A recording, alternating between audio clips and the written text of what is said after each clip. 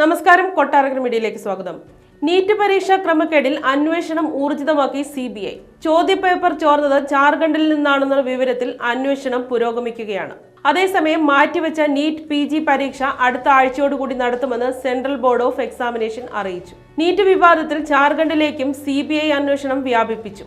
UG ചോദ്യപേപ്പർ ചോർച്ച നടന്നത് ജാർഖണ്ഡിലെ ഹസാരിബാഗിലെ സ്കൂളിൽ നിന്നാണെന്നാണ് അന്വേഷണ സംഘത്തിന്റെ പ്രാഥമിക വിലയിരുത്തൽ. ചോദ്യപേപ്പറുകൾ അടങ്ങിയ ഡിജിറ്റൽ ലോക്കറുകളിൽ ക്രമക്കേട് നടന്നുവെന്ന വിവരം CBI പരിശോധിക്കുകയാണ്.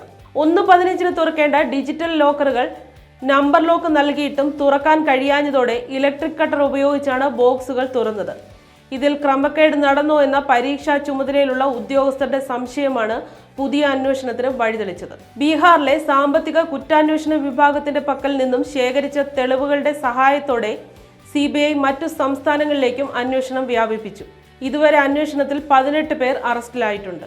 അറസ്റ്റിലായവരിൽ ചിലരെ CBI സംഘം ചോദ്യം ചെയ്യലിനായി ഡൽഹിയിലേക്ക് കൊണ്ടുപോകും. തെളിവ് നശിപ്പിച്ചതുമായി ബന്ധപ്പെട്ട് CBI പുതിയ FIR രജിസ്റ്റർ ചെയ്തു. ഡൽഹി CBI യൂണിറ്റിലെ ഉദ്യോഗസ്ഥരെ 4 സംഘങ്ങളായി തിരിച്ചാണ് അന്വേഷണം പുരോഗമിക്കുന്നത്.